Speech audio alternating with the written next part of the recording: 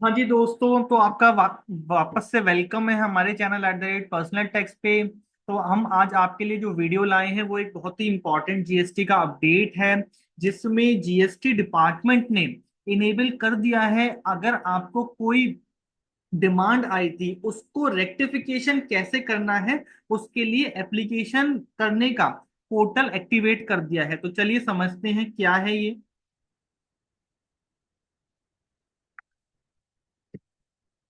Enabling filing of application for rectification, central government on the recommendations of 54th GST Council has issued notification number 22 by 2024, जिसमें उसने कहा था that any registered person against whom any order confirming demand for wrong availment of ITC on account of contraventions of provisions of subsection 4 subsection 16।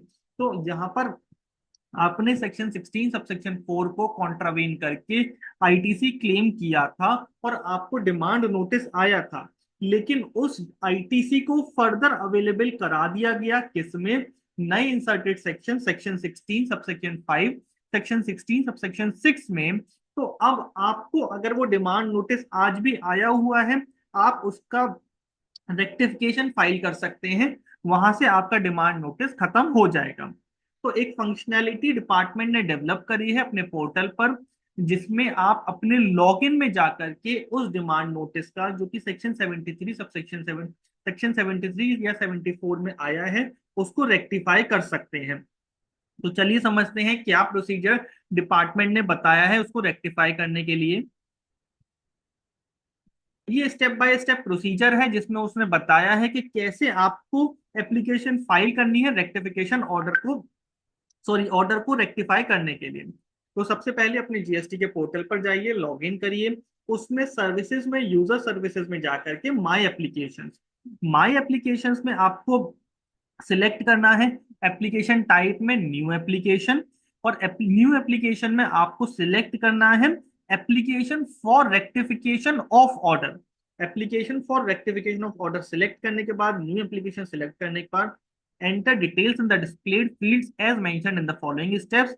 आपको सारी details अपनी fill करनी है। Select order to rectify, order issue date, ground, आप किस ground पे कर रहे हैं, मतलब बताइए कि भाई हमने पहले 16 सबसेक्शन 4 में किया था, अब वो 16 सबसेक्शन 5 16 सबसेक्शन 6 में अलाउ हो गया है। उसके बाद फाइल चूज करके फाइल को अपलोड कीजिए, यानी कि वहां पर एक डिक्लेरेशन, एक अटैचमेंट देना होगा, जिसमें सारी उसके बारे में डिटेल होंगी।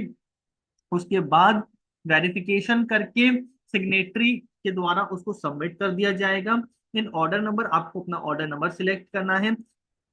Based on your selection, latest order issue date, tax period will get auto populated in grounds for rectification। आपको बताना है कि भाई हम इसका एप्लीकेशन कर रहे हैं rectification of order under notification number 222/2024। साथ के साथ फाइल अपलोड करिए, जिस फाइल में आपको क्या देना है, आपकी एप्लीकेशन के सपोर्ट में डॉक्यूमेंट्स देने हैं, वेरिफिकेशन करना है। Based on your selection the field designation status and date displayed below will get auto populated under the name of the place where you are filing the application। और complete कर दीजिए filing process को। तो ये आपका application file हो जाएगा, जिसमें आपका ऑर्डर रेक्टिफाई हो जाएगा। तो वापस से आते हैं यहाँ पर। Hyperlink has also been provided on the portal to download the performance annexure A in word format, जो हमने बताया, जिसको अपलोड करना है। Required to be uploaded after entering the details of the demand order of the ITC wrongly availed on account of contravention of subsection 4, now eligible as per subsection 5 or 6 of section 16 while filing the application for rectification। तो एक हमारी छोटी सी video थी, जिसमें हमने आपको बताया कि आपकी जो डिमांड ऑर्डर आई हुई है उसको कैसे रेक्टिफाई कर सकते हैं। आप हमारे चैनल @पर्सनल टैक्स को सब्सक्राइब करके हमें कमेंट्स में बता सकते हैं कि आप हमसे और किन टॉपिक्स के ऊपर वीडियोस चाहते हैं। Thank you.